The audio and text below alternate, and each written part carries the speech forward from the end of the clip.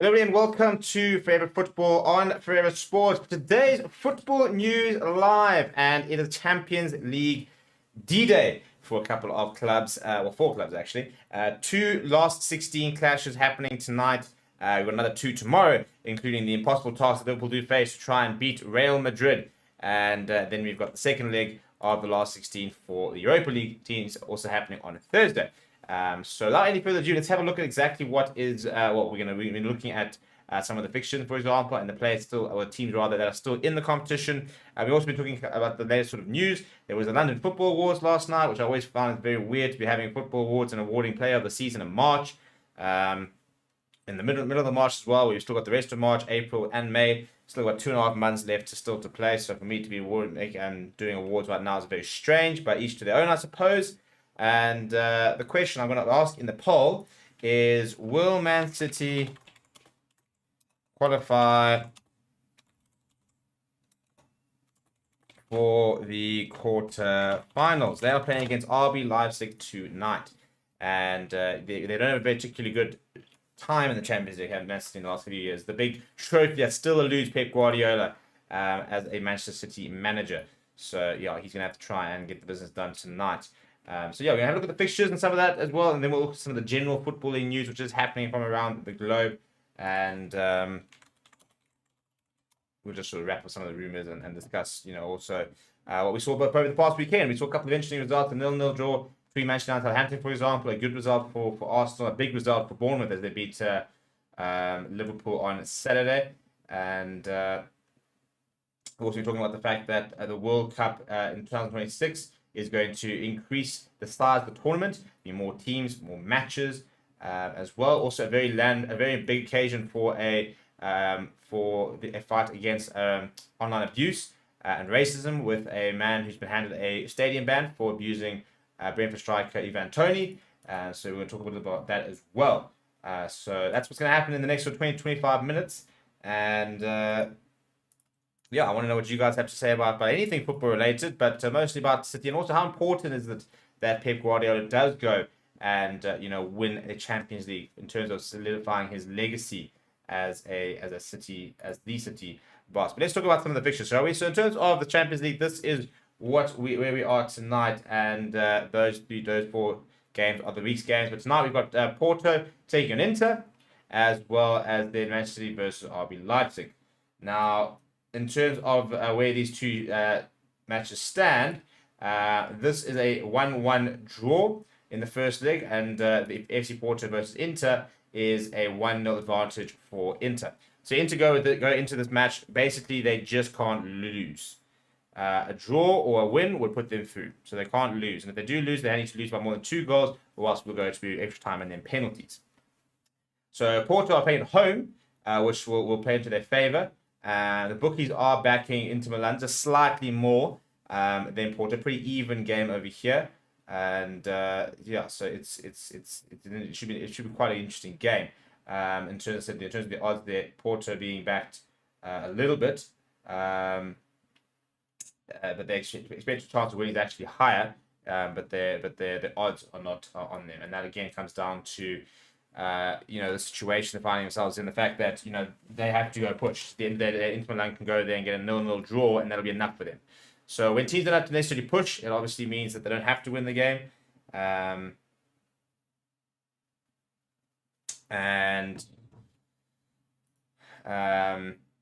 that does also mean you're more susceptible to conceding goals. Now this game is very interesting because it's 1-1. Now it is at the Etihad, so City do have that home advantage. But I tell you what, it's a weird phenomenon where as soon as City are playing in the Champions League, anything can happen. You do kind of genuinely feel that anything can happen. And RB Leipzig are not being given a sniff by the bookies. It's a very apparently very very easy game to pick, with Manchester City's expected chance of winning at 76%. But this is the Champions League, isn't it? And anything can happen in the Champions League. So these are the expected teams for tonight. In terms of missing players, that's sort of the main thing we're looking at. For City, they pretty much have a full squad to pick. For RB Leipzig, they are missing Abdul Jadid, quite a big one. Then Peter Gulacsi and Shavach Lager. So Marco Rose versus Pep Guardiola, and it's expected to be a much younger Leipzig side than City, for example. But there's a couple of big names that if they rock up today and have a good game, they potentially cause City a lot of problems. And Timo Werner, who we all know did not a particularly good spell at Chelsea, but put in an RB Leipzig shirt, and all of a sudden he can be quite a different player.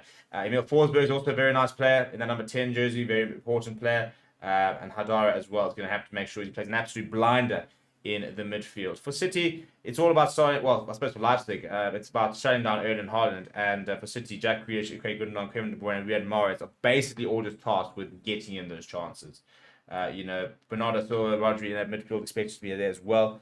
Ruben Diaz and Manuel Kikanji, Kyle Walker expected to start a goal there, and then Edison, who obviously plays such an important role with regards to his distribution. So it's an interesting game because again, the bookies wise and statistically wise, there's only one winner, which is Manchester City. But the whole magic of the Champions League is that the upset is always on the cards, and this would be an incredible upset. And again, we talk about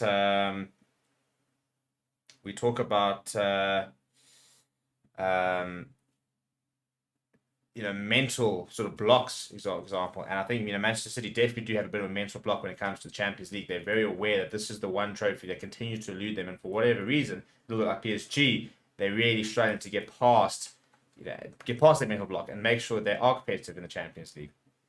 So they need to do that tonight. They need to go out and they need to do a job. They need to go out and very quickly bury any hope. Because the longer the game goes, the more that RB Leipzig will grow into the game.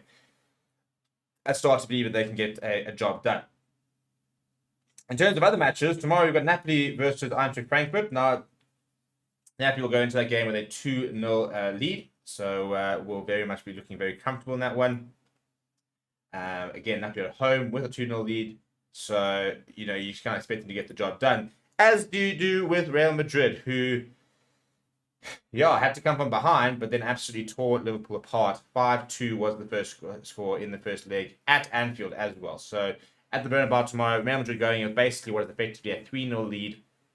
You expect them to do the job, don't you? Liverpool probably very grateful that away goals don't count, because it would then be basically a 4-0 lead. But if you look at the head-to-head, for example, Carlo Ancelotti very much does have the better of Jurgen Klopp. And Real Madrid as well, also having the better of Liverpool. So this is Liverpool's impossible task, isn't it? Can they pull off what will be one of the biggest Champions League miracles of all time and turn around a 5-2 deficit? And for me, the answer is going to be no. I don't see how they do it. I think that they will concede, for example. Because right now they're going in that game tomorrow having to score 3 goals just to go to extra time. You have to get 4 goals at least to win the match outright. That's assuming that they don't concede. And I don't see how this Liverpool defense, which shipped a goal against Bournemouth and at the moment looks very leaky, I don't see how they withstand a Real Madrid front line that looks a little bit like that. When you've got Vinicius, Benzema, Federico Valverde, they've got so many players you have that can come on as well. They're missing Ferdinand and David Alaba, so they've got a pretty full squad as well. Liverpool missing quite a few players that are remaining out. But I do think that this Liverpool defense is very vulnerable. And I think that, Luka Modric, for example, Tchouaméni is going to sit behind there. Those two players, the way they operate, and then, Karim Benzema, probably the best striker in the world at the moment, current Ballon d'Or winner. Vinicius Jr. has been in stupidly good form. I don't see how this Liverpool team manages to even begin to keep this Madrid side out. So, I think I also expect that one to be pretty one-sided. And I think we all very much know that Liverpool probably won't come back from it, and that'll be the end of their road.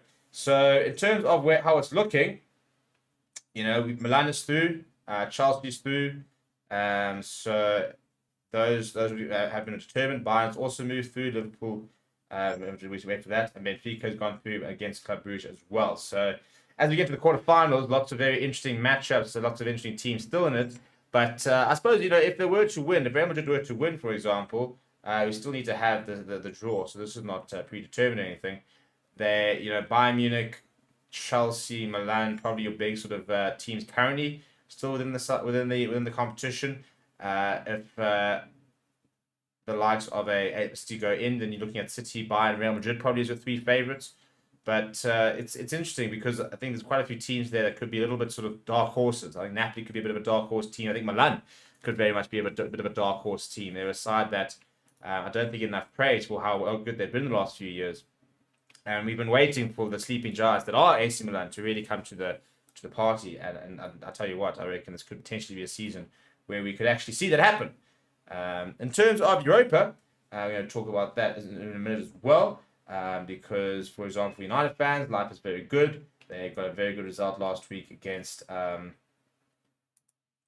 Betis. And whereas Arsenal, for example, they will be going in on even terms when they play the second leg on Thursday. So these are the games that will be happening on Thursday. We've got Fenerbahce versus Sevilla, Feyenoord versus Shakhtar Donetsk, Real Betis versus Manchester United, Feyenoord versus Juventus, Arsenal versus Sporting, Ferencváros versus Bayer Leverkusen, Real Sociedad versus Roma, Royal Union at Berlin, and so I think Roma, with Jose Mourinho, they've got a 2-0 lead over Real Sociedad. I think they could be ones to watch. Arsenal versus Sporting ended 2-2, so nobody going in with an advantage there. Manchester United going with basically a 3-0 advantage after that 4-1 win against Real Betis. And Juventus going with just a 1-0 advantage up against SC Freiburg.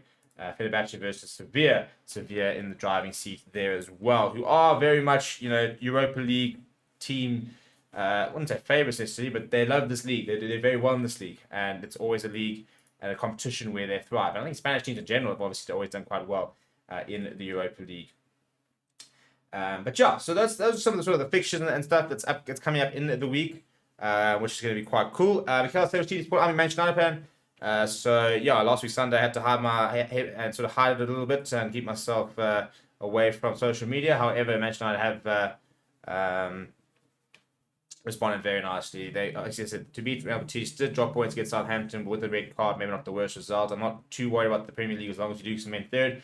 I think that another trophy has to be on the cards for United, whether it's the Europa or whether it's the FA Cup. 2 trophies and top 4 would be an absolutely sensational season. So that's kind of where I'm at as a Manchester United fan, and hopefully, we can get that. We can get those competitions in the bag, because I need something to celebrate from a footballing perspective. In terms of some football news, some very cool news, and the man who's been identified as Antonio Neal, who sent racist messages to Ivan Toney on social media on October the 14th last year, has been handed a 4-month prison sentence, which is suspended for 2 years, but more importantly, has been handed a 3-year stadium ban for abusing the Brentford striker. And this is a very big breakthrough and a very good precedent to see, because it is they're calling it a landmark ruling. And I think the reason it's a landmark ruling is because we've all seen the abuse these players go on social media, and nothing has ever really been done about it. And as much people are saying that you can be criminally charged for what you put online, very, very few instances had people actually being punished properly. So for a player to be able to share screenshots, to be able to report something like that, and then for action to actually be taken is a huge step in the right direction, because we've got to curb the online abuse. You can criticize players, you can have your critique, you can be upset, but as soon as it starts verging on racism and homophobia and discrimination and hate speech, then we've got to take 2 steps back and we've got to put a clamp on it. So it's a very cool ruling to happen. It's very good to see that something did happen, and hopefully this is the start of the leagues worldwide and just society in general, hopefully curbing the online abuse that happens with people thinking they can get away with anything. And again, this is obviously putting a lot more pressure on social media companies to be accountable, to ask for more verification so that users can be identified and you can't sort of hide behind fake usernames and stuff like that, which is obviously all what's happening at the moment. So that's pretty cool story, or almost like a good news story. It's not a good news story that Ivan Toney got racially abused, but the fact of the matter is he shared it. Now the person's been punished, and it's a proper punishment as well. Other news is that the World Cup is going to expand for 2026. It's set to expand, and they're looking at growing the tournament from 64 matches to 104 matches. It was supposed to be going up to 80, but now they are looking at going up to 104 matches, And apparently adding these matches could help FIFA chase its target of more than £9 billion in revenue. This would then mean 48 teams playing in the World Cup, which, first of all, South African fans mean that maybe we might actually qualify. But yeah, at this stage, it's FIFA had already agreed to a large tournament from 32 to 48 teams. But rather than having 16 groups, each featuring 3 teams, FIFA will have 12 groups, each with 4 countries. And the format will pretty much be the same in terms of you playing everybody once. And then the top 2 teams from each group will go into a round of 32, with the 8 best third-place teams. And now, so basically what it means for sort of teams that if you're going to reach the final, you have to play 8 matches instead of 7. So in terms of the individual workload of players, it's only 1 more match, but that does add 40 odd to the tournament. And right now, the final, which we're talking about, is due to take place on Sunday, the 19th of July in 2026 in the United States, which is who are hosting the next World Cup. So yeah, I don't know if I like it. I'm all for including more countries and making it bigger, but I think 104 matches is becoming. I mean, that's just ridiculous, isn't it? It is. I mean, that must be one of the longest, sort of the most matches in a global tournament of its kind ever. 104 matches in like a 6-7 week period. Yeah, I do think I'm not sure if that's going to be able to be as exciting. You always sort of wonder if you add more teams, how much does the quality drop, for example. Can we find 48 competitive teams? And we'll only find out in 3 years' time, to be fair, but I do have my doubts. And Miguel saying, do you allowed to have a higher chance of moving on to the quarterfinals in Liverpool? Absolutely. I think they're playing. RB Leipzig in theory are going in with on level terms tonight, whereas Liverpool going in 3-0 down tomorrow. So I'll tell you what, I think RB Leipzig can do a job. I genuinely do. I think they've got some very nice players. I think they've got a good coach. I think they're very well coached. So at the end of the day, if they can pitch up and start well tonight, and I think if they can score the first goal, it'll be interesting to see if there's any sort of panic within City, and if that could then actually lead to potentially City choking and be knocked out of the Champions League once again. Some other news, looking at transfer news, for example, the Athletic's David Ornstein, who is becoming one of the sort of transfer gurus, is saying that Tottenham are trying to renew a contract for Harry Kane, and therefore they want to try and sign him down to a new deal. And I'll be interested to see what he wants to do, Harry Kane, because he's now at the stage where, if he leaves, for example, he can't break the Tottenham all-time goal scoring record, for example. And whereas, but at the same time, he continues to be judged by not having won any trophies. His best chance of doing that is probably to leave. So he's continuously torn between wanting to commit to Spurs, be loyal to the club he's captained before, that he's played for his entire career, mostly basically, and he's already going to be a Tottenham legend at the end of the day. But does he want to finish the Tottenham legend, or does he want to go to a bigger, better side and potentially win more trophies? And if he's going to leave, we've been saying now for the last couple of years, it has to kind of be now. He's leaving it very late. Even now, people are saying it might even be too late for him to be leaving. He's still in the 20s though, so he's still got plenty of time. And the question is that how many people now really want him compared to a couple of years ago? Victor Osimhen is obviously continuing to be linked to a lot of teams. United, City, Chelsea are all in for the Napoli striker, who's been at the heart of most things that have been good about Napoli this season, which is a lot of it. They're looking to go into the next round of the Champions League and make quarterfinals of the Champions League, and he could very well be the center of what could be up to €100 million transfer saga, which will probably take place in the summer. Other sort of talk is that Marco Silva has apparently emerged as a potential to take over from Antonio Conte next season if the Spurs manager does move on. Apparently, Man United are not considering a Harry Kane transfer right now. Apparently, West Ham players could potentially be moving on should they not achieve survival from the Premier League, because they would have to obviously face a lot of wage cuts if they were to be relegated down to the Championship. So yeah, and that's really where it really as we start to understand how badly things can affect clubs, is that you get relegated, your budgets get cut, your players will leave, and it's if teams get relegated, they almost have to win promotion immediately, or else they risk being sort of stuck in the championship, and that can become a very, very cruel circle where you just don't actually ever get yourself back up there. But yeah, that's what's happening in the football world. We'll be back on Thursday with some more football news, and we'll start doing some watch-alongs as well as when the Champions League sort of enters a sort of the final stage. We'll start doing some more football watch-alongs and stuff like that. Potentially also looking at more watch-alongs with some Premier League stuff like that on the Sundays.